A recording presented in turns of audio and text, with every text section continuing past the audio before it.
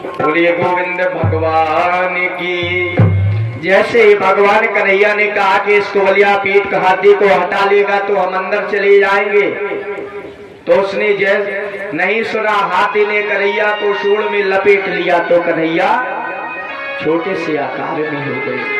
तुरंत ही विशाल आकार बना करके कन्हैया ने डांटा उसको, बोले ये ज्यादा गड़बड़ करेगा तो इसी मुष्टिक से तुझे भी यमलोक, हाथी के साथ यमलोक के पास पहुंचा देंगे। तो अम्बाष्टा अम्बष्ट मार्गम नो देह प्रक्रमाचरम, और यहाँ तक कि नोचेत सकुंजरम त्वाद्वैतयामि भगवान ने हाथी को मार करके, उसको बलिया पीठ हाथी को मार करके उसका उद्धार किया। अच्छा, मारते नहीं है भगवान, भगवान तारते हैं, क्योंकि भगवान के हाथ से मारा हुआ व्यक्ति कभी यमलोक नहीं जाता। भगवान को कहा गया है यम साधनम। यम साधनम का अर्थ है यमे साध्यते, यानी यम नियम आसन प्राणायाम प्रत्याहार ध्यान धारणा समाधि, ये अष्टांग योग के नियम हैं। जो अष्टांग योग से परे है परमात्मा, उनका मारा हुआ व्यक्ति कैसे यम के पास जा सकता है। तो भगवान ने उसको बलिया पीठ हाथी को मारा, और मारा उसके दोनों दांत निकाल लिए। एक दांत कन्हैया ने अपने कंधे पर रखा, एक दांत बलराम जी ने अपने कंधे पर रखा और भीतर पहुंच गए। जैसे ही लोगों ने देखा, हजारों व्यक्तियों ने देखा कि रक्त रंजित हाथ, कंधे पर हाथी के रक्त रंजित दांत रखे हुए हैं, सब भैया घबराए गए। उन्होंने, कई लोगों ने जो असुर थे, उन्होंने भगवान की लाल लाल आंखें देखी तो मानो उन्हें ऐसा लगा कि भगवान हमें काल के समान दिखाई दे रहे हैं। कुछ लोगों ने देखा कि भगवान के रूप को देखा तो बड़ा प्रेम आनंद उमड़ पड़ा।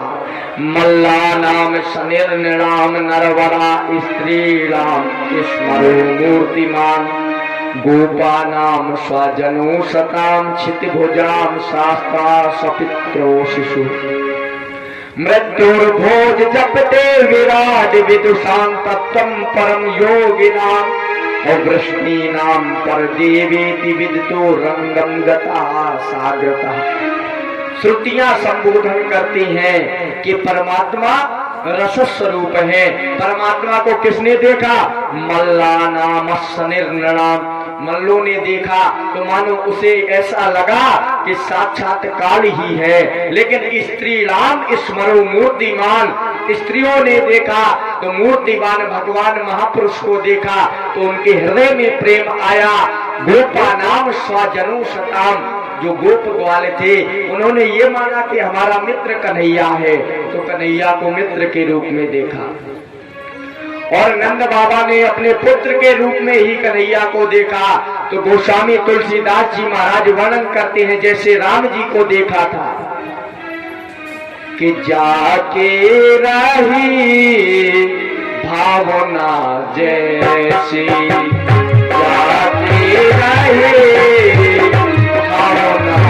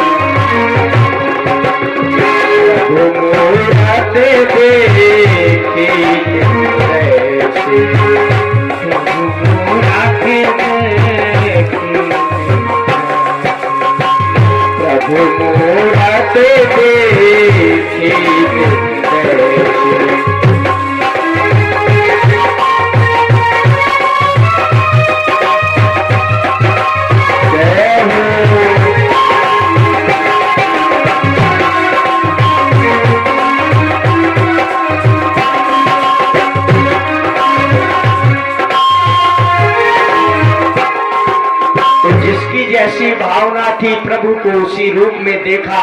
और जब भगवान को देखा तो वदन्ति तत्तव्यदस्तम यज्ञानि मदद्वयम् ब्रह्मोति परमात्मेति भगवानेति शब्दते। कोई कहता कि भगवान है, कोई कहता कि वो ब्रह्म तत्व हमारी आंखों के सामने विराजमान है। ये शांत रस है, भोजवंशी है, वृषवंशी है, अंधकवंशी है, यहाँ यदुवंशी भी बैठे हैं। वे सब मानव भगवान से अपना नाता जोड़ रहे हैं जितने वहां बैठे हैं। और इधर जब भगवान पहुंचे तो उन्होंने देखा कि जो कंस के मल्ल थे वो तैयार थे कुश्ती के लिए। तो बोले, हे नंद सुनो, हे राम भवंतो वीर सम्मतो। भगवान को जैसे ही देखा तो चारूर नाम का दैत्य भगवान के सामने ताल ठोक करके आया। बोले, हे नंद के छोरा, सुना है कि तू तो बड़ा बलवान है, चलो दो दो हाथ कर लेते हैं। हमारे महाराज कंस पहलवानी के बड़े शौकीन हैं और प्रजा का कर्तव्य है कि महाराज को प्रसन्न करें। तो हाँ, आओ हम सब लोग मल्ल युद्ध करें। भगवान हंस के बोले, भैया शर्म ना आ रही तुम्हें? शर्म सब बाजार में बेच खाई का। बोले, हम नेक से छोरा, तेरा शरीर पहाड़ सो है, हम तुमसे युद्ध करेंगे? मेरी कुश्ती देखना है? अरे भाई, जोड़ी कुश्ती भी होती है तो जोड़ी से होती है, और कहा भगवान छोटे से और वो पहलवान बड़े भारी पहाड़ जैसे शरीर वाले। तो बाला वयम तुल्य बले क्रीडयिष्यामि यथोचितम। भगवान ने कहा कि भैया बराबरी के व्यक्ति से कुश्ती होती है, ये पहाड़ जैसे शरीर से कौन भिड़ेगा?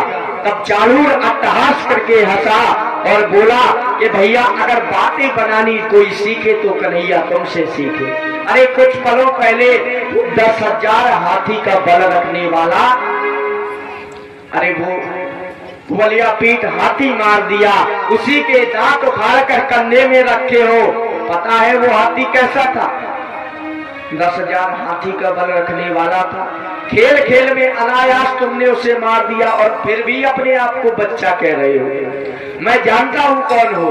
तो भगवान ने कहा, बताओ कौन हो? तो कहा, न बालो न किशोरस्तम बलश्च बलिनाम वरहा लीलये भो हते ये ने सहस्रोद्विशतभु। बोले, तुम इतने बलशाली हो कि हाथी को मारने वाला बालक नहीं हो सकता है, इसलिए आओ हमसे द्वंद्व युद्ध करो। तो छोटे छोटे ग्वाला दौड़ कर आए। बोले, भैया कन्हैया घबराइयो मत, हम आए काय को हम तुम्हारे संग में, तू युद्ध लड़। जब ही तो तुम लड़नों में अगर कम पड़ जाओ तो तुरंत हम तुम्हारे साथ हैं। तो तुरंत ही जब कर वो ग्वाल वालों ने कहा कि कन्हैया हम तुम्हारे साथ हैं, तो ग्वाल वालों ने की बारी को सुनकर कन्हैया बोले, जब ग्वाल वाल तुम्हारी कृपा से, तुम्हारे सहयोग से हमने उस गिरिराज को उठा लिया, तो ये पहलवान तो पहाड़ जैसे हैं, अरे हमने तो उस पहाड़ को भी उठा लिया तुम्हारी सहयोग से, तो इनका शरीर ही पहाड़ जैसा है। चलो फिर भी तो बलेन सह मुष्टि कहा। यहाँ चारूर के साथ भगवान श्याम सुंदर कन्हैया लड़ रहे हैं और मुष्टिक के साथ में बलीन सह मुष्टिका दाऊद जी मुष्टिकासुर के साथ भिड़ गए। बड़ा भयंकर मल्ल युद्ध हुआ। हस्ताभ्यम हस्त्रवद्वाहा पद्माभ्यम चापादयो विचर्षकुर्तनो नेमो प्रियस्य विदिशया। मानो पंजे से पंजे मिलाकर ऐसी जोड़ी है, अद्भुत मल्ल युद्ध चल रहा है। जो देवियां बैठी सब दुखी हैं कि अरे राम राम भैया बड़ा घोर अनर्थ हो रहा है यहाँ पे। अरे छोटे से बालक को कितने बड़े पहलवानों से लड़ाया जा रहा है, सब परेशान हैं। बड़े बड़े पहलवान बोले, जिन बच्चे कैसे हैं, किशोर यौवन, जिन बालकों का यौवन भी नहीं आया, ये तो इससे बड़ा घोर धर्म क्या हो सकता है। सब परेशान है। तब यहाँ सुखदेव जी कहते हैं, परीक्षा अचानक से यहाँ पर बलराम जी को कन्हैया देख रहे थे कि बलराम जी उस मुष्टिक को मारे तो हम भी वही पैंच लगाए। तो बलराम जी ने मुष्टिकासुर को मुष्टिक का प्रहार किया, तो कन्हैया ने भी मुष्टिक का प्रहार किया, तो चारूर चकनाचूर हो गया। मुष्टिक और चारूर मारे गए। इतने में अब और पहलवान थे, मुख्य पहलवान थे वहां कौन कौन? मुष्टिक, चाड़ूर, सल, तोसल, कूट, ये 5 पहलवान मुख्य थे महाराज कंस के। अच्छा, मुष्टिक चाड़ूर मारे गए तो अब इतने में सल, तोसल और कूट भागने लगे। कंस ने कहा कहाँ जा रहे हो? बोले देख तो रहे हो कि ये लड़े थे, ये हमसे बड़े पहलवान है, ये पड़े हैं, अब हम जाएंगे तो हम भी तो मारे जाएंगे। कंस ने कहा देखो लड़ो, अगर उनसे बच गए उनको मारो या मरो, अगर भागे तो हम तुम्हें नहीं छोड़ेंगे। तो बोले इससे अच्छा है कि भगवान के हाथों ही मर जाए, क्योंकि धर्म संकट में थे। तो यहाँ सल तोसल पुनः भगवान श्याम सुंदर और बलराम जी से लड़े तो उन्होंने पुनः, और कूट आया तो कूट को भी भगवान ने मार दिया। बोलिए कृष्ण कन्हैया लाल की। जब इधर 5 पहलवानों को भगवान ने मार दिया तब भगवान ने पूछा एक बात बताओ भैया, हमारे मामा कहाँ है? मामा से मिलना नहीं हुआ है, यहाँ आए हैं ना जाने कितनों को मार दिया। अरे मामा से तो पहले मिलना है। तो किसी ने बताया कि सबसे ऊंचे सिंहासन में जो बैठे हैं वही तुम्हारे मामा हैं। तो तुरंत ही भगवान छलांग लगा करके पहुंच गए कहाँ? जहां कंस बैठे हुए हैं। और कंस के पास में पहुंचे तो तुरंत ही कंस को पकड़ करके सिंहासन सहित पटक दिया। और जब सिंहासन सहित पटक दिया, क्या स्थिति हुई? समय क्या था जब मारा भगवान कृष्ण ने कंस को मारा था? ये कौन सा महीना चल रहा है? फागुन। इसी महीने में मारा था भगवान कृष्ण ने कंस को। कि फागुन सुदी 14 को, कि फागुन सुदी 14 को अरु रविवार सुहायो, और नक्षत्रोत्तरा आप विचारो काल कंस को आयो। कंस कब मरा था? फागुन का महीना था। फागुन सुदी 14 तिथि थी, चतुर्दशी थी जब कंस को मारा था। अरु रविवार सुहायो, रविवार का दिन था जब भगवान कृष्ण ने कंस को मारा। उत्तरा नक्षत्र था उस समय।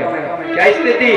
तबे हरि केस पकड़े अपने करे, धरनी माह गिरायो, और ऊपर गिरो भारतीय पुर को बोझ शीश पे डालो। त्रिलोक का भार लेकर के भगवान कंस के ऊपर आए और कंस का गोविंदाय नमो नमः हो गया। बोल कंस मर्दन भगवान की। आज भगवान ने कंस का उद्धार किया और कंस का उद्धार करने के बाद बंधन छोड़ पिता माता के स्तुति कर सिर नायो।